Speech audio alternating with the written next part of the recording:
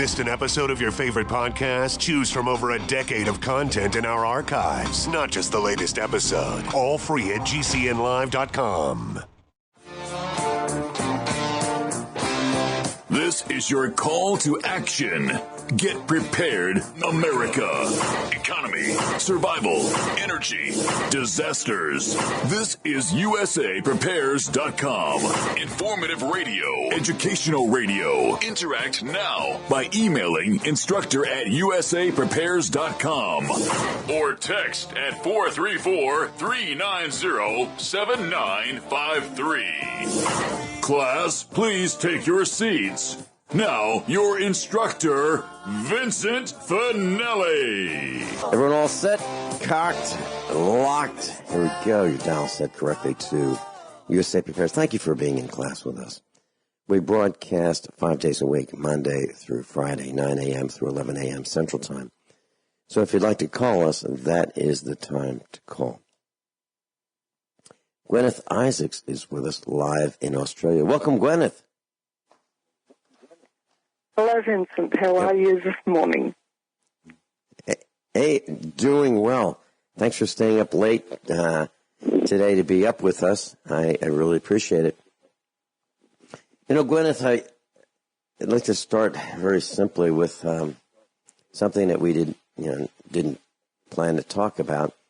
But I was working on a car yesterday, and it's a 2003 Ford Escape. It's a little, small SUV, and it has a V6 engine. And it wasn't running right, so I decided that, no, I'm just going to look at the spark plugs. This vehicle is, one I hadn't worked on before, and it's new to us here at the farm. It's not ours. Sorry, it's not mine, I should say. And so I popped the hood, and I'm looking at the spark plugs, and I can find 3 of them. So where are the other 3? Wow. Well, it's a sideways mounted V6. So the first 3 are next to the radiator. The other 3 are under. Well, no, they're there. They're there. They're under the intake manifold. So Ford has figured out that they can replace a cast iron intake manifold with an aluminum intake manifold with a plastic intake manifold. So to get to the spark plugs, you have to take the intake manifold, the mass air sensor, some hoses. You've got to disconnect a bunch of stuff to change the spark plugs. Now, I think that the average person, the typical customer of a auto manufacturer, has no clue as to how difficult it's going to be to work on these vehicles. So, for example, back in the 1960s, you could see all spark plugs.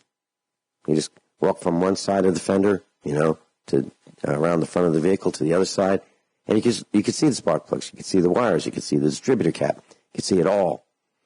And you knew that if you had a socket to fit the spark plug and a ratchet, you could take them off. Okay, well, not the case today.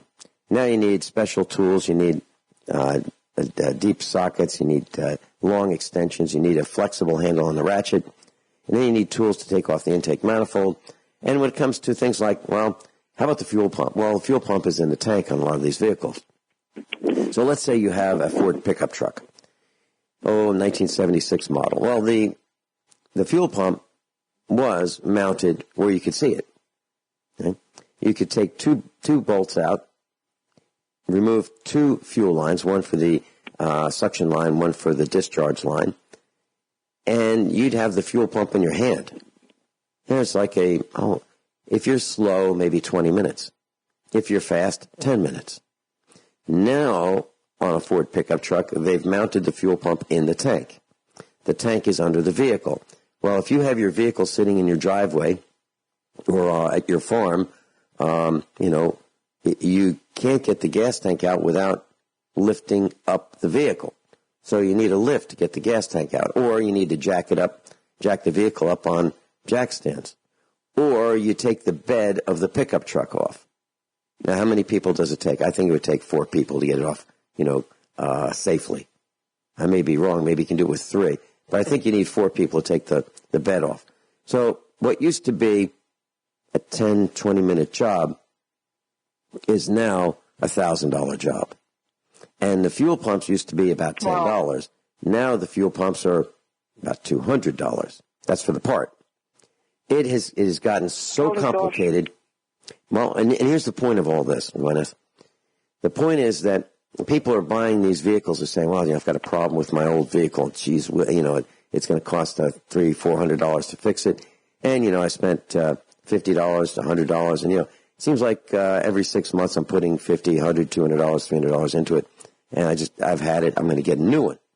So they're thinking, without thinking, that a new one is going to be better.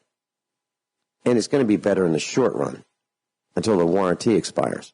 Then it's going to be worse. Because then you're going to find things like you can't fix it. Everything's going to wear out at once. Yeah, and you can't fix it. Well, the average person who looks under the hood, the car stalls, you raise the hood and you go, uh-oh. I don't know. Because there's so many wires, so many hoses. It doesn't look like it used to look anymore. And these plastic parts. So this car was, this SUV was. They break. Yeah. So I wanted to push this thing. And we have a little tractor. And we've got all kinds of tractors here, but we have a little one that's 20 horsepower. So it's the size of a oversized riding lawnmower. And I put a tire on the front of it, without a wheel, just a tire. And what I do is if I have to push some farm equipment around, I just use the front of this tractor because it's got this heavy steel bar and it's almost like it's designed to be pushing vehicles and equipment. So I use it for that purpose. So if I've got a vehicle with a steel bumper, like if I want to push a truck from one place to another where it won't, if it won't start, I want to push it to a place where it's more convenient to work on it. Our son will get in the truck. I'll get in the little tractor. I'll push. He'll steer. Everything's fine. But that's because the truck has a steel bumper. So I could push the truck forward, backward, and it works great. Well, these new cars, and I'm not even talking new. I'm talking about 2003 Ford Escape. It's got a plastic bumper. So my son and I were looking at this and we're thinking, all right, we'll just... styrofoam. Yeah. Yeah, and we didn't think that the bumper... We didn't think that this plastic-skinned styrofoam... I don't know. I couldn't even call it a bumper. Whatever that thing is in the back that used to... whatever it is that takes the place of a bumper, we thought that if we push with that, we'll destroy that plastic thing that appears to be like a bumper. Now, so I looked at the front of it. Okay, so can we push it from the front? That's even worse because within 2 inches of that plastic is the air conditioning condenser. So you can't push it from the back. You can't push it from the front. You have to pull it with, either a chain or one of those tow straps. The bottom line is these cars are way thinner than we think they are. Way thinner. Less metal. They've taken metal out of places. I never dreamt that we would replace a cast iron intake manifold with a plastic intake manifold. So if you have a couple serious backfires, you're going to crack the intake manifold. Or if you over torque it when you take the manifold off to change your spark plugs, you're going to crack it. So I have a feeling that almost, maybe I'm exaggerating, but maybe an intake manifold is now a consumable part on these new engines. So who has them? Well, Chevy's got them. Chevy's got them on the cars and trucks. Ford has them. I don't know about Chrysler. I haven't worked on one of those, but I think we're going the wrong way. I really do. And I think it's because the accountants and the engineers are at war with the mechanics. Because today, if you want to, we put a Buick up in the air on the lift yesterday. A Buick Envoy. I think it's called an Envoy. And this is a large all-wheel drive SUV. The engine is sideways in it, connected to the transmission in the front. So it's four-wheel drive or all-wheel drive. But you can't get to anything. So if you have a serious problem, it's going to cost a fortune. It's a pain in the neck to pick it up. You need special adapters, called pinch, P-I-N-C-H, weld adapters, because there's no frame on this thing. As a matter of fact, this thing is so flimsy that we thought, all right, we've got exactly the location to pick it up. We bought the special adapters that the manufacturer recommends to pick it up. We checked the doors, and we said, okay, doors work perfectly. Then we put it up on the lift 1 foot in the air. The doors bind. The doors don't close right. Why? Because the unibody, we'll call it, it's not the frame, but the unibody of this vehicle bends. It bends when you pick it up at the manufacturer's suggested. Yes. It cannot take its own weight. Right. So now that's a serious problem.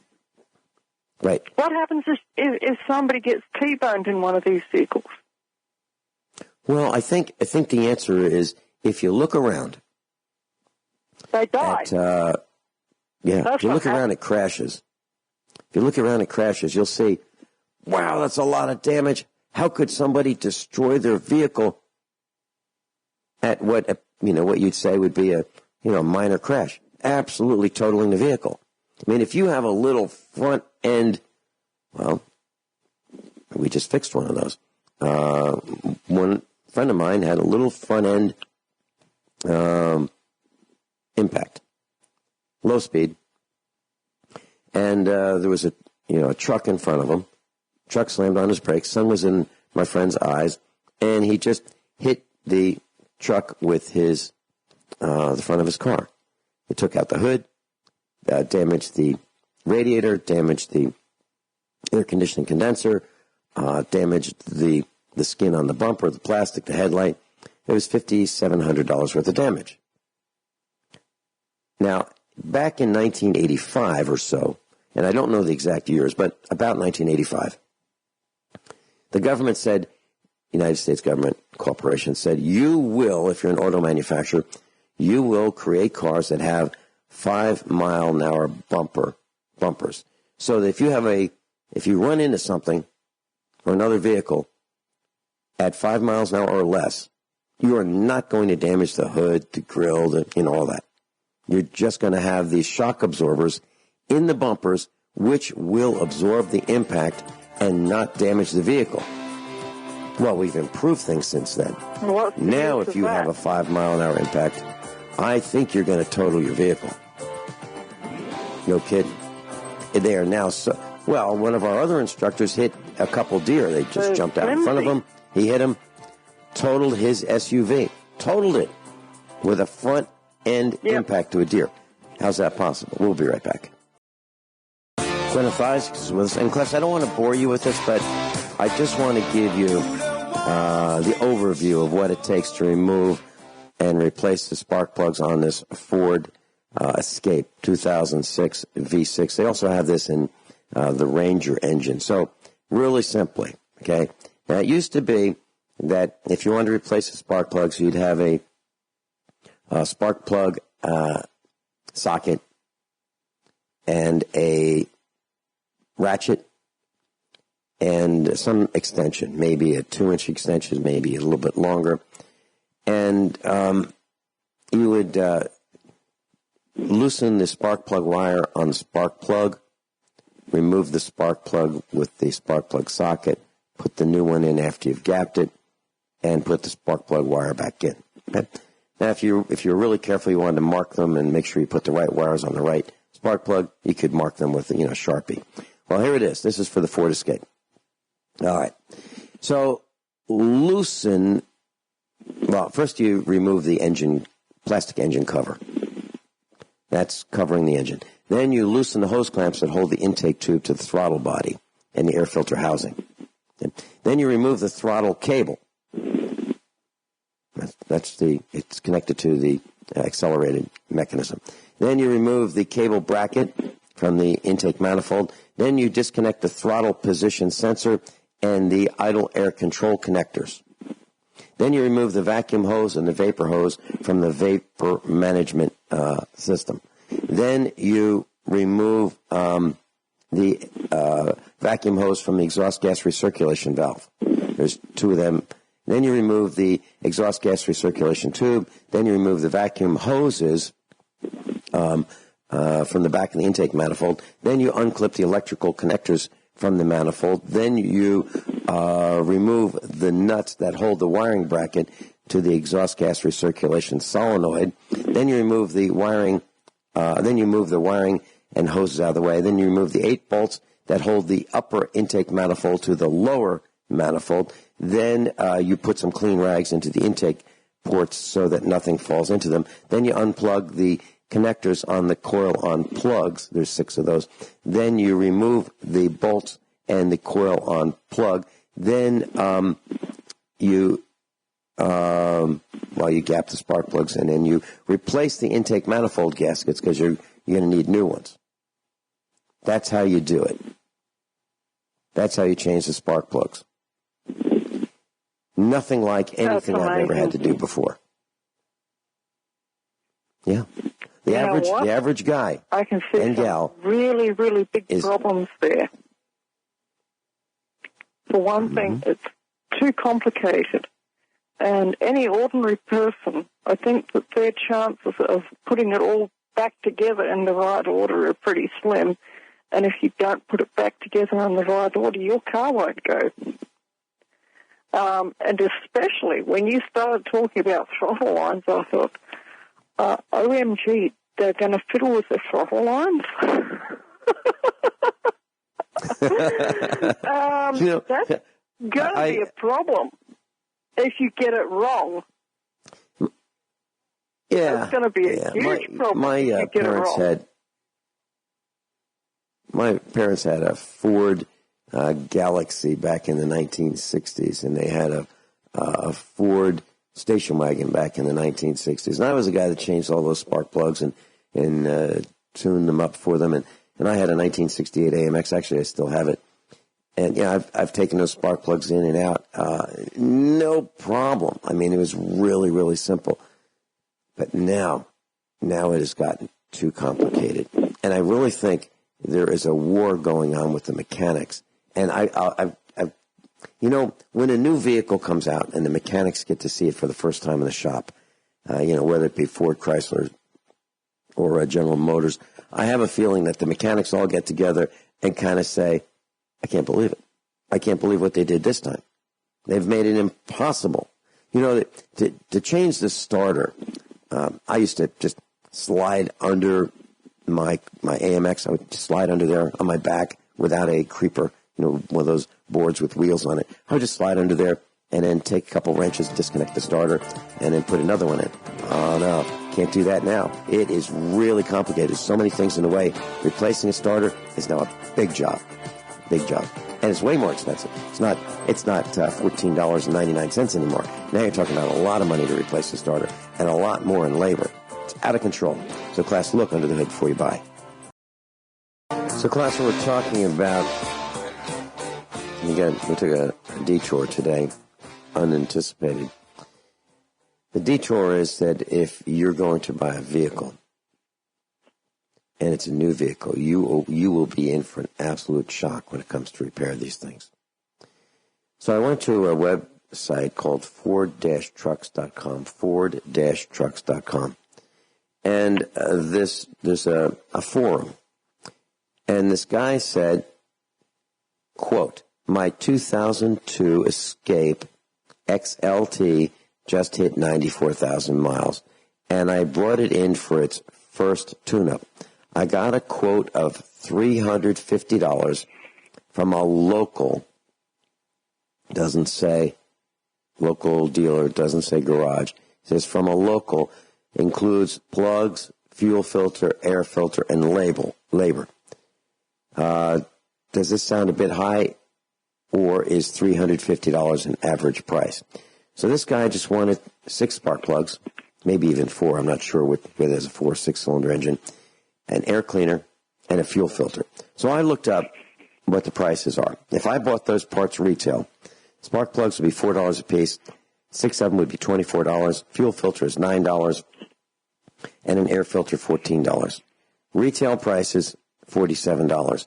This guy in 2007, that's when his quote was for $350. I'm sure it's way more now. $350 for a tune-up. And that's not much of a tune-up. That's spark plugs, air cleaner, and fuel filter. So, class, you are being ripped off with these new cars if you're having them fixed. And they look, they look clean. I see them everywhere. You don't see many junky new cars because if they get hit a little bit, they're destroyed. So you don't see many of them on the road. You see nice looking ones. I don't like the looks of them, but they look not banged up. That's what I'm saying. Guineith, I think people are in for an absolute shock for their first tune-up on their new vehicles. Any comments? I think you're absolutely right. Yeah, I'm here. I think you're absolutely right. And the other thing, like I said before, in 2016, I was T-boned by a prime mover, and if I'd been driving one of these tin cans, I probably would have been killed. The truck hit me at about 50 kilometres an hour, and as it was, I was in a state of shock for 2 or 3 days after the crash and did very little else other than sleep. My son was next in the passenger seat. I hit on the right-hand side. The truck tried to overtake me on the right on a double line after I had indicated to turn to the right on a railway line at an intersection. He did everything wrong. And I think that if I'd been driving one of these tin cans, then I would have been killed. As it was, I was driving a Holden/Isuzu one-ton work truck, and that's a fairly standard farm vehicle around here. And because of that, I was in shock for 3 days, and then I was fine, basically, except for PTSD-type symptoms. But, yeah, it's people have got to take their safety into account. What happens if you're sideswiped on the left? What happens if you indicate to turn to the left and somebody tries to overtake you on the left? After you've indicated to turn to the left, you're going to get T-boned. And when these car companies make their vehicles so flimsy, they're actually killing people. They really, truly are. And because in that sort of an accident, what they're doing. The driver takes the full force. Yeah, but they're lying to us, and here's how they're doing it. What they're doing is they're taking their vehicles and they're saying, well, here's how ours did in a crash test. Looks flash. But they crash it into a brick wall. Yeah, but they crash it into a brick wall. That's different from impacting another vehicle. So a brick wall does not involve a truck hitting a car, okay? It would be just the car crashing into a brick wall. Now, I know that it happens, but I don't think it happens very often. I don't, compared to vehicle crashes, I think that's a lot more common than a single vehicle driving straight ahead into a brick wall. So the crash information, in my opinion, is not accurate in terms of real life situations. So you take these little tiny cars and people go, my Honda's really crash worthy. Really? So you take that Honda and you get hit by a Ford pickup truck. I wonder who's going to win. Okay? Or a Dodge pickup truck, or your prime mover, or your 1-ton work truck. Okay? It's just physics. It really is. That's why you don't see midgets playing football. Because it's That's physics. the truth of it. Okay. Yeah. And I don't mean to be mean to people who are midgets. Yeah. If you see one of these tin cans after they've been in an accident, it's amazing. Just they fold up like, if you've got a soft drink can or a beer can and it's made of aluminium and you crush it after you've had your drink, and it's like the old party trick of, oh, look how strong I am. I can crush this can with my bare hands. Yeah, actually, it doesn't take that much strength. Right. You know what I mean, Right. Vincent? Right. And that's what your car is like. Absolutely. That is the thickness of the metal on your chassis, on the bodywork of your car, is only a little bit thicker than that aluminium can. And that's easy to demonstrate. You go outside, you go to the door of your car, and you see if you can push the panel in with your hands. And most vehicles you can. Most modern vehicles, that is, you can. And I would not be happy to drive any vehicle where you can actually push the bodywork in with your hand and then, let go and then it pushes out again or flips out again. You know what I mean? It's very interesting you're saying this because about a month ago, I was in Springfield with one of our instructors, and he had a BMW. And we were in a parking lot, and I said, he said, not everybody likes his old BMW. And it's an old one. It's going on 20 years old now. And so he drives this older BMW, and I drive, and you can get one for $3,000 or less. So it's not like, we're talking about spending $60,000 on a BMW. We're talking about one that's not worth a lot of money. And he's talking about, new vehicles versus this. And some of the people that he knows, think that he drives, an old jalopy. And I said, okay, take your thumb and in the center of your driver's door, push your thumb against the sheet metal and see what happens. So he pushed it, and it gave just a little bit. I mean, not much at all. I said, well, let's go over to these other cars. Let's go pick on an Asian car, like a Honda or a Kia. Well, there's a Kia right next to us. So same pressure. Wow, what a deflection that. Oh, yeah.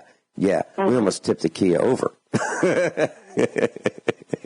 Of course, I'm exaggerating, but what I'm saying is just try it.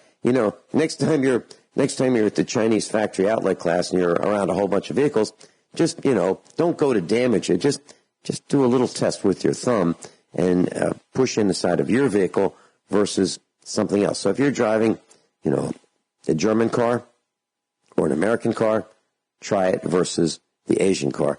And you'll find out that the Asian material is generally thinner, lighter.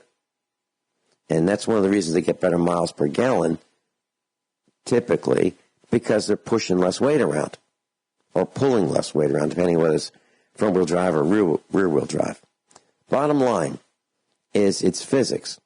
And, when our children first started driving, we had a Jeep on the farm, one of those ragtop Jeeps, a Wrangler. And our son said, he wanted to use that on the road. I said, absolutely not. Are you kidding? This thing is a death trap. I'm talking about Jeep Wrangler. They are thin. There's like one layer of sheet metal. There's not two layers. And it's fine for riding around the farm and checking on the cows, but it is not fine for automobile warfare, meaning where some jerk is on his phone or her phone or reading the newspaper or putting makeup on or whatever they're doing, distracted, listening to what is allegedly termed music on the radio, bebopping down the road, not paying attention. We don't want one of those people hitting us in a Jeep. It's crazy. And so I think of the Jeep as a dangerous vehicle on the road. We have one. Got an old Jeep, 1994. We use it around the farm, but it does not go on the road. And it's not a ragtop. It's a hardtop. And still, it's not going to go on the road. Well, it'll go on the dirt road, our dirt road, but it's not going on the highway. That's for sure. So do that little test, and I'd love to hear what you've got to say. So if you do that test, give us a call sometime while we're on the air, anytime, and let us know what you found out with the vehicles around you. And I think you'll find that what I said is accurate. The Asian cars are flimsy, thin, and you might decide that you'd rather have something bigger and heavier, like an older vehicle, where they used to use metal in them rather than aluminum. And I'm looking for that advertisement, that commercial, where there's a Ford versus Chevy pickup truck, and the Ford has a super tough aluminum truck box, and the toolbox slides through it and pierces it, and the Chevy just gets dented because Chevy's made out of old-fashioned steel, and the Ford is the new improved tin can. We'll be right back. Guineith Isaacs, where would you like to go for the remainder of the broadcast? Okay. I think we really need to talk about the housing situation, both in Australia and in the United States, because this is something that is really becoming quite dire. Here in Australia, we've had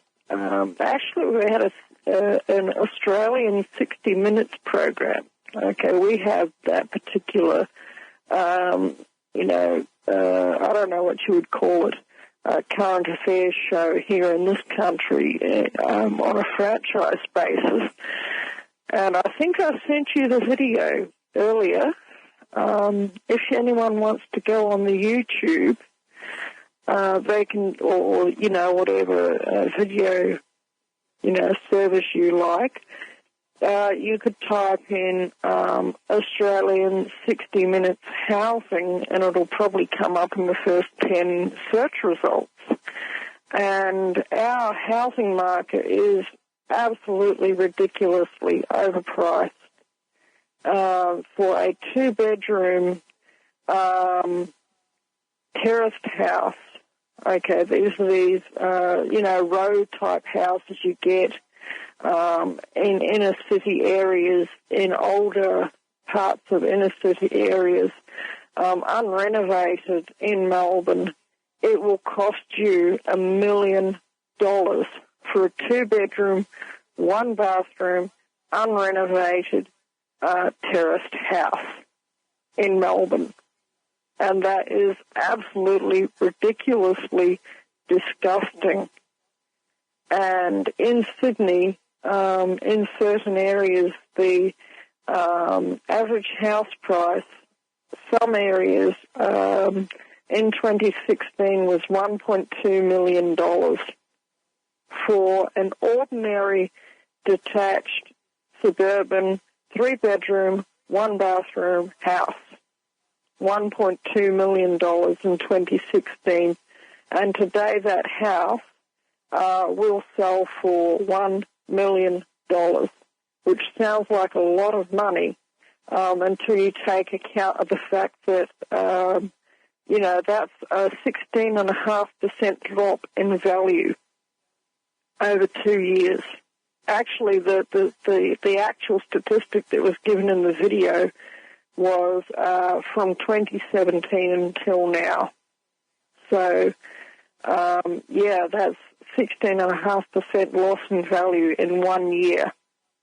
And that is, that should be really big sirens and red flags for anyone watching any market when you get such a drop in value. Does that make sense, Vincent? Well, absolutely does, and the same thing's happening in our neck of the woods. Farmland used to be, let's say, $1,100 an acre about 15 years ago. Then it hit $2,400 an acre, and now it's back down to $2,000 an acre. It went from $2,400 to $2,000 an acre in about 2 years. So we're seeing the same thing. People are absolutely, and this is farmland.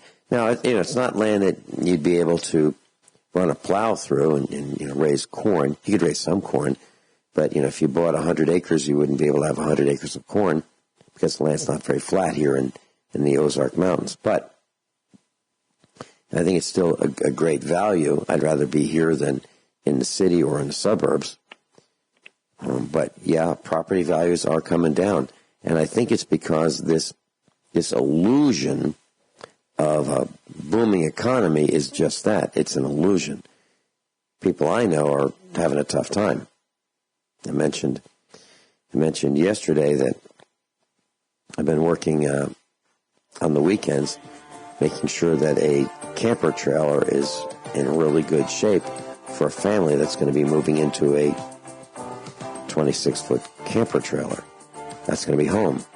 Now, it beats a tent for sure, wow. And it beats paying rent in an apartment for sure, but it's still a camper trailer. And that's because homes have become, even though the price is dropping, they went up so high that young people can't afford them. So wages are not keeping up, and the big guys are getting wealthier, and the little guys are getting run over. And we're the little guys. Yep.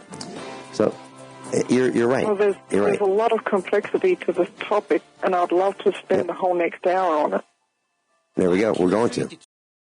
Everyone all set? Cocked? Locked? Here we go. Hour number 2 of a USA Prepares. Guineith Isaacs is with us, and we're talking about housing and what's happening to housing prices. We're talking about the affordability and the unaffordability of housing and how prices have changed. Guineith, please continue. Okay. Now, the economic consequences of when this housing bubble bursts that we're facing in this country are going to be probably, in a word, monumental. I think would be the biggest, the best word that I could possibly use to describe how it's going to go down. Because this is, by the way, not my opinion. Okay, go and search for the 60 Minutes short documentary. It's only about 20 or 25 minutes long. This is the opinion of some of the most senior real estate market analysts in Australia that, and they name, that it's not anonymous, they name who they are, okay, and they actually come on the show and they say it. And these people are people here in Australia with huge public reputations.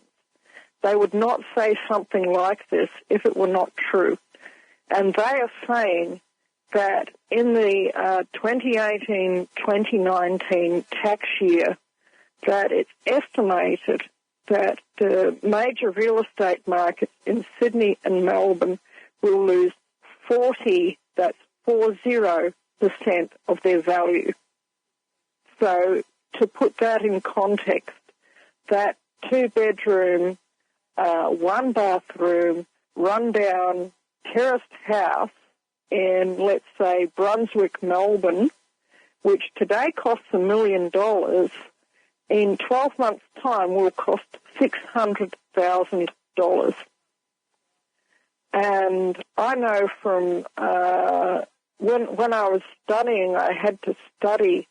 One of the things I had to study, I studied environmental science at the University of Melbourne, and one thing I had to study was what we called cadastre, which is basically a study of real estate markets and municipalities and how to read real estate markets and how to deal with municipalities. Because, you know, that's one task that environmental scientists have, is they have to negotiate with the other team on various levels, and that includes the municipalities. And I learned that it's typical, it's normal when you have a massive real estate bubble burst, that within just a few years that the market loses 90% of its value. That's 90% of its value. And to put that in context, that suburban house in Sydney that in 2016, 2017 was selling for $1.2 million, that within just a few short years, it will go back to its historical value of around about $120,000, which historically has been fairly normal for that type of house in either Sydney or Melbourne before we engaged in this insanity, and that's the only word I could use to describe it, of this property bubble that we've all had to endure in recent years. And this is going to create massive, massive, massive consequences, because a lot of people out there have very, very little equity in their own home. They have been using their home paper value as an ATM card. And in fact, a number of years ago, when my boys were babies, I had a mortgage from the Commonwealth Bank, and the fund that I was paying into my mortgage, the equity that I was paying into my mortgage, were available to me at that time via an ATM card. I could go to any ATM with this Commonwealth Bank ATM card, which is one of our big four banks, and I could extract the equity from my home loan. So actually, it was, it was to build. And the property was never really finished for various reasons. But I was making payments on this mortgage, and I could extract the equity with an ATM card. That's crazy. That's insane. To have that easy access to the equity in your home. But that's what's been going on in this country for many, many, many years. And, oh my gosh, when this whole thing goes down, people who have a mortgage, a lot of them are not aware. Some of them would be, but a lot of them would not be aware that if the property loses a certain amount of value, the bank can actually call in the loan. They can foreclose on your property, even if you have not missed a single payment, even if you have not even missed one payment. If the property value loses and you lose that, deposit, that 10% or whatever equity that you put into the mortgage in order to get the mortgage in the first place, then they can come in under Australian law and they can foreclose on you, and you'll lose your house unless you fight it in the courts. And there is a particular, there is a particular way that a number of people are not losing their houses when the bank tries this. But I'm not happy to say what it is on air because I don't want this loophole to be closed. Okay? But if anyone wants to contact me through USA Prepares, I'm happy. It's not legal advice, not legal advice, not legal advice. You'll be self-representing. I'm not your lawyer. Okay? But if anyone wants to have some education on what it is that some people in Australia are doing when they self-represent to save their home, I'm happy to pass that, or I'm happy for them to be able to contact Vincent, and Vincent will contact me. Is that okay, Vincent? Absolutely. And the way you do that, class, is very simple. You can use the instructor's email address, which is instructor@usaprepares.com. So, class, if you have any comments, concerns, suggestions, opinions that you want to share, any questions, if you want to contact one of your instructors or even me, you can using instructor@usaprepares.com. USAPREPARES.com. Yeah, we're here. Oh, instructor just dropped out for a moment there. Yeah. Instructor@usaprepares.com. And I will be happy to forward your email to Guineith or whomever you wish to be in contact with. But please don't ask me for telephone numbers. But if you provide your telephone number, what I can do is request that one of our instructors contact you. Okay? Because I don't give out their numbers. Yeah. Because it's not mine to give out.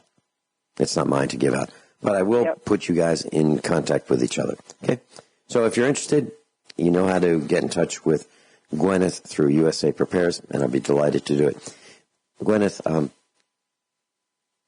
you mentioned property values going up, and you would think that maybe the government corporation would step in and say, whoa, what's happened? This is nuts.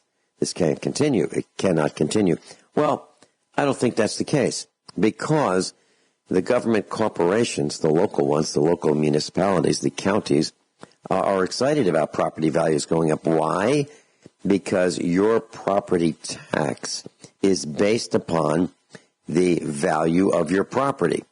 So if your property is worth... I was just about to mention that. Okay, well, go ahead. And I didn't actually write that in the email, but I was just about to mention it. Well, go ahead. Please do. Please do.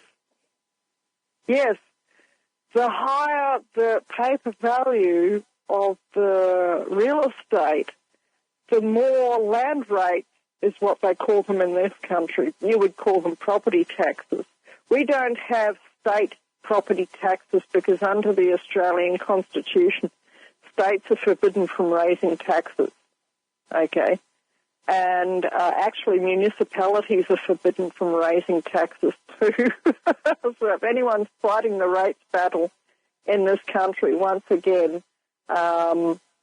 you need to dig your heels in and just not pay them and make them take you to court.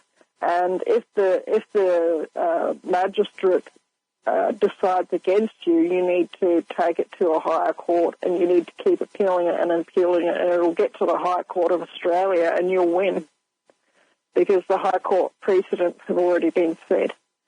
But the municipalities do not want the property values to fall because if they have a lot of very valuable real estate, they can charge really, really high rates of property taxes, okay?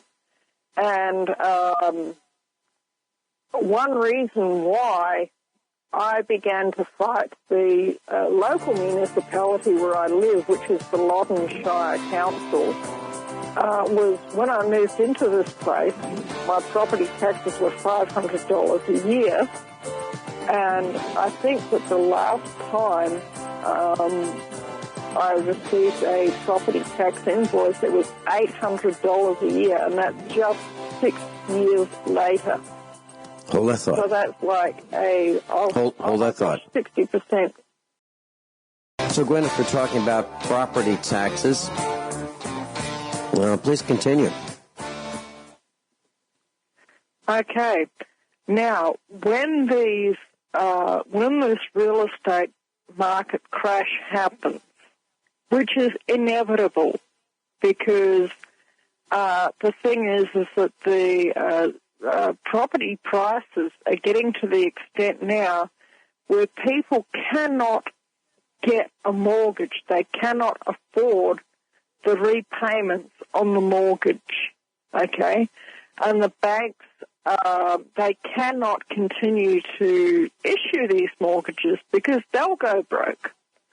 But anyway, when the real estate market loses 90% of its value, the municipalities are going to lose 90% of their property tax revenue. And that is going to drive them all to the wall. That is going to drive them bankrupt. Because if you've got a business, which, the municipalities are not a government, they're a business, they're corporations. If you lose 90% of the revenue from your business, you might as well not even open your doors. You're going to be trading insolvent which under Australian corporate law is actually a criminal offence to trade while insolvent. And so, you know, I don't know if anyone who works for a municipality can see this coming, but I can. And I'm not a nobody. I've studied with some of the top, you know, let's just call them council negotiators, people that you hire. I can't remember what their actual name is, but they're a type of environmental scientist that you would hire to go and negotiate with the municipality on your behalf. And these were the people that I trained with when I was at the University of Melbourne. They knew what they were talking about. And we went into what happens when a property market crashes. And what happens is usually it manages to take down the whole economy with it. And people, especially in this country, are under the illusion that this can never happen here. Well, I've got some news for them. It can happen here. It has happened here. And it will happen here again. And it always comes from over-enthusiastic developers selling land and houses for way more than they'll ever resell for, okay? There's often corruption in them, building houses on sites that are not suitable to have houses built on them. I know of one case in southeast Queensland where in a particular property development, the real estate developers were selling blocks of land below the high water mark, on an island below the high water mark. How's that, Vincent? That's why I live on a hill.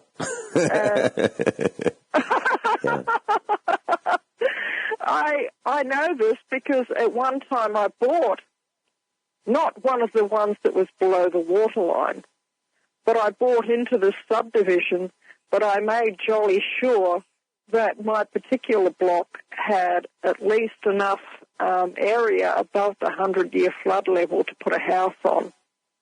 And, you know, that's just something you've got to check. But I managed to buy at that time, almost half an acre of land for $17,500 because that land originally, that was probably, I'm guessing, around about 10% of what that block would have originally sold for. And that's totally normal in a real estate market crash. And the thing is that these houses and these blocks of land are normal, regular houses, but they're going to lose 90% of their value. If you've got any money whatsoever saved, don't worry about stocks or anything like that. Just wait a few years. If you live in Australia, if you don't live in Australia, you won't be able to do this because we have, you know, laws in this country where you can't buy a house unless you're a... So, Guineith, you were saying that if a person has some money right now, they might want to wait a couple of years if they're in Australia because... Please continue. You will be able to pick up a house for just a tenth of what its supposed current market value is. But you can only do this if you are either an Australian citizen or an Australian permanent resident, okay? Because under Australian law, you can't buy houses in Australia unless you've lived here for a certain number of years and have at least permanent resident status or citizenship in this country.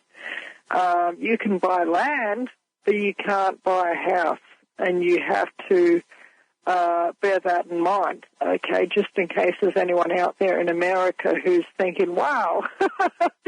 The other thing that you have to take into account is when a real estate market loses that amount of value, when you get that level of foreclosures happening, the suburbs empty, and you get Detroit on a massive scale.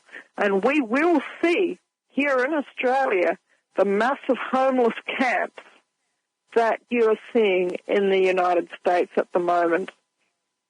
We will see that here in this country. And up until now, we haven't seen it. And I don't think that anyone here in Australia believes that it could happen here, because we have a nickname for ourselves. We call ourselves the lucky country. And we don't realize that of how precarious our supposed prosperity actually is.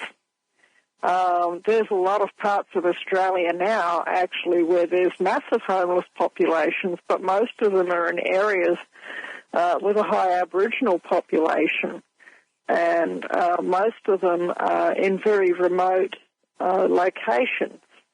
So, but the idea of suburbs emptying and massive homeless camps forming along the banks of major rivers, this is the, if you can imagine, there's gorgeous public parks around Botany Bay in Sydney that haven't seen tents since the days of the convict settlements. They're going to see tents again around Botany Bay. And they're going to see tents along the parks, the beautiful parks that are along the Yarra River. They're going to get filled with rubbish, and they're going to begin to look like, you look at the homeless camps that along the LA River, the Los Angeles River, around San Francisco, and places like this in the United States. You are going to see that here. And we can't leave Brisbane out either. The Brisbane River is going to have massive homeless camps along it as well. And also on the Gold Coast, there are going to be people camping in the parks and in the forests around the Tamborine Mountains, permanently squatting up there because it's within half an hour's drive of the Gold Coast. And people, they can't afford places on the Gold Coast now.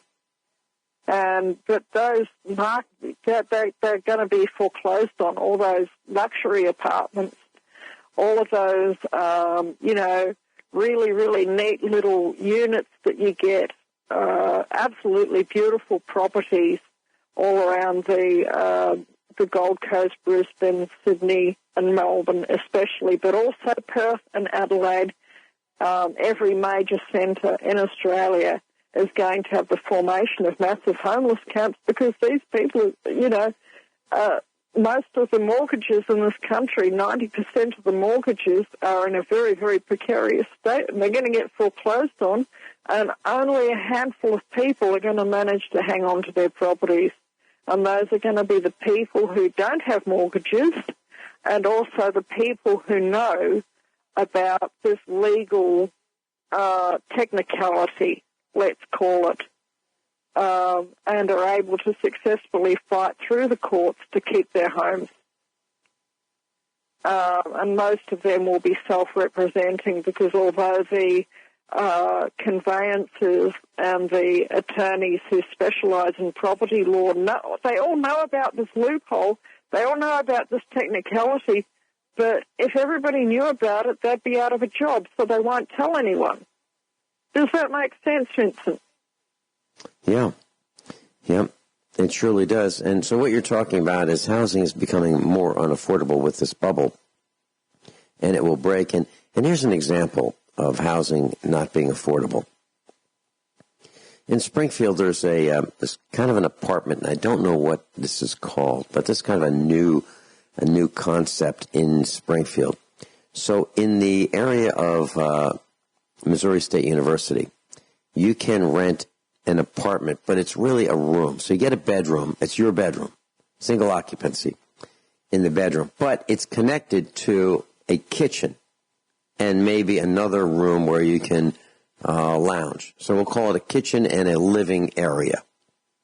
But also connected to that kitchen and living area is another bedroom, and another bedroom, and another bedroom. So 4 separate bedrooms are rented, and they're rented by the bedroom, not by the, what would be traditionally considered an apartment with a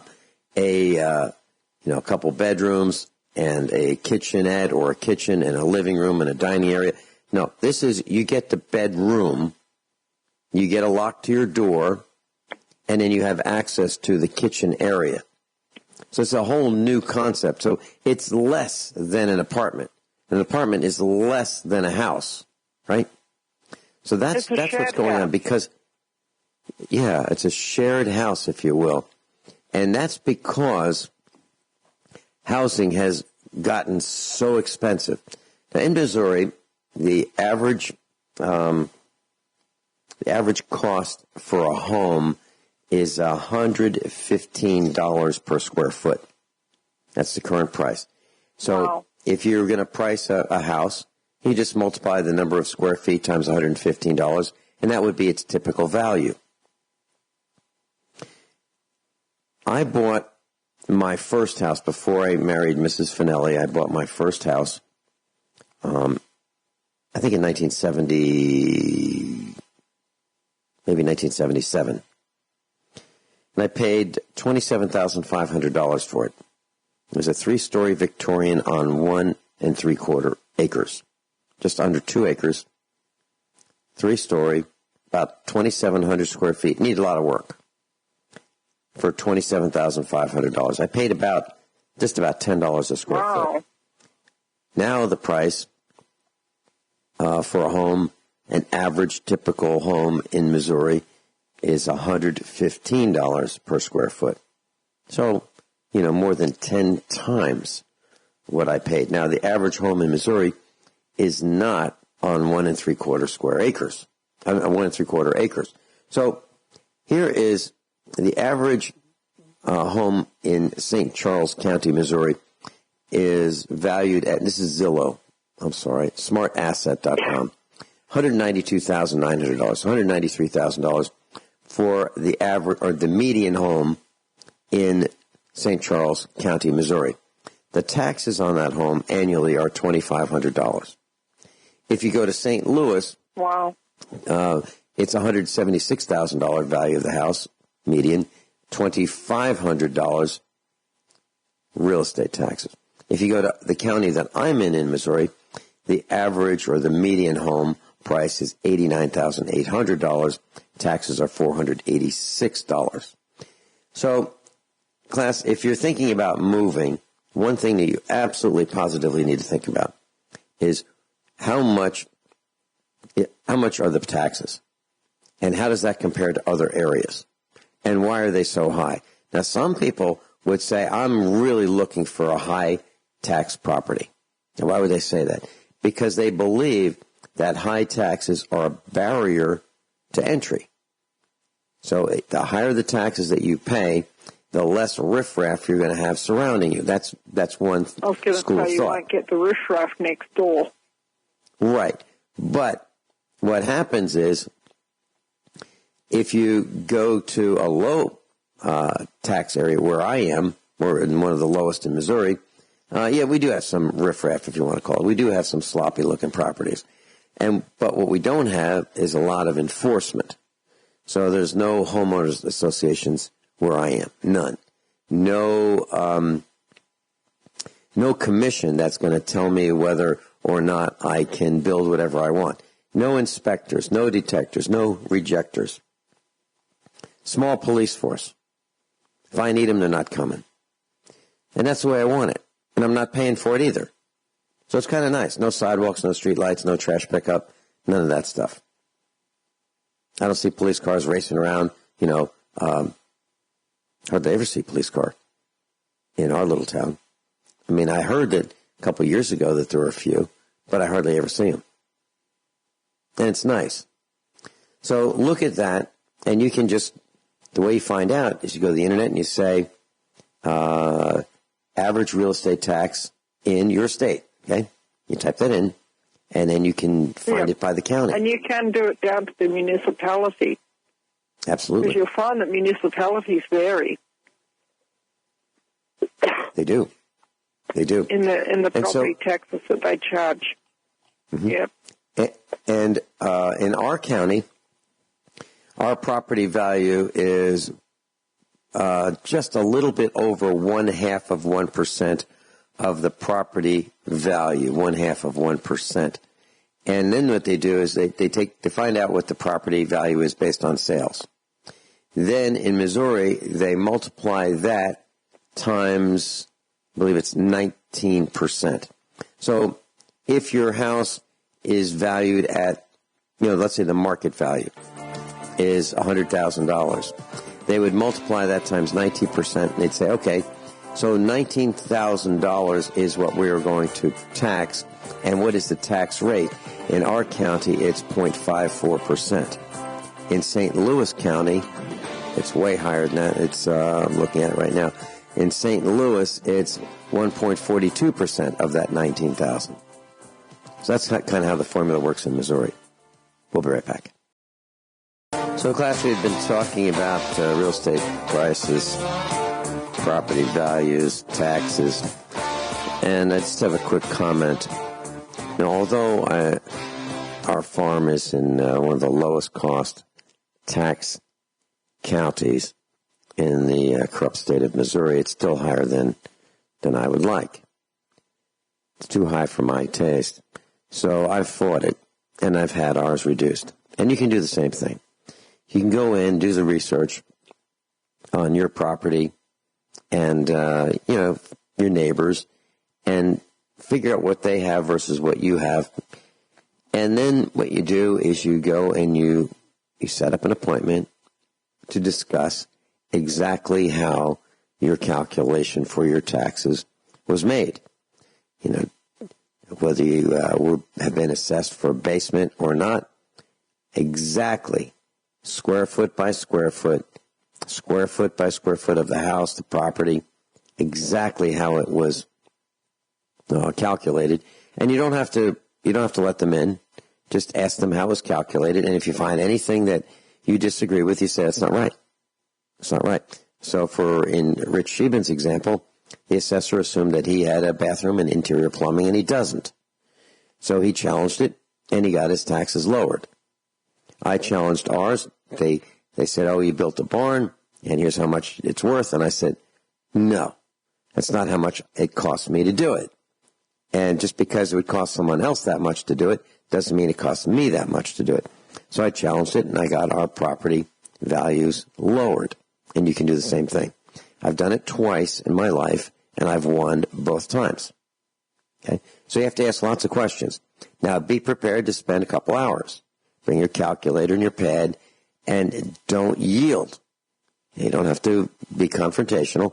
I just put on my Columbo, and I ask lots of questions, and I tell them before we start that the family is depending on me being able to explain this to our family. So when I get back at the end of this meeting, I'm going to be sitting down at the dinner table and explaining our real estate taxes to our entire family.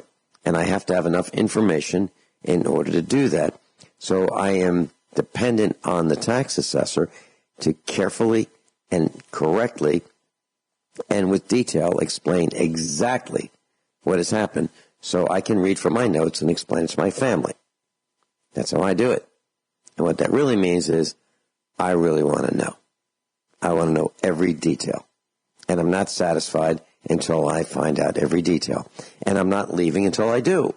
I don't say it that way. I don't cross my arms and look for a fight. I just, very politely smile and say, oh, it's okay. It's okay because I've taken the rest of the day off to be with you. So here I am. I've got my calculator. I've got my notebook. I've got my pen and pencil. I'm ready to go. So why don't we sit down and get comfortable? Because I know it's going to take a long time. Because I got a lot of things I have to understand. This is all new to me. And I know you're here to help me. I appreciate it so much. Thank you. I'm ready. That's how I do it. And that's how you can do it as well, class. Guineith, any thoughts? In Australia, I'll tell you what, I don't give legal advice. I'm not a lawyer, but I educate people about what the law says and what their legal rights are. Okay? And in Australia, property taxes are unconstitutional. And I would encourage people to research this for themselves. The High Court precedent is HCA 11, 2015, Fayot versus Northern Territory. And you need to look at paragraph 11. And it says that fee simple title, I can't remember the exact words that it uses, but it says something like, to A and his assigns forever, has for a very long time been considered to be indicate fee simple title forever, and it's inalienable. That means it cannot be taxed away from you, which means that private property is a fundamental right according to the High Court of Australia, and people need to stand up for their legal rights in this matter. In Australia, the High Court precedent's already been set, and if we all do, and if we all self-represented, they wouldn't have a leg to stand on. And like we're out of time.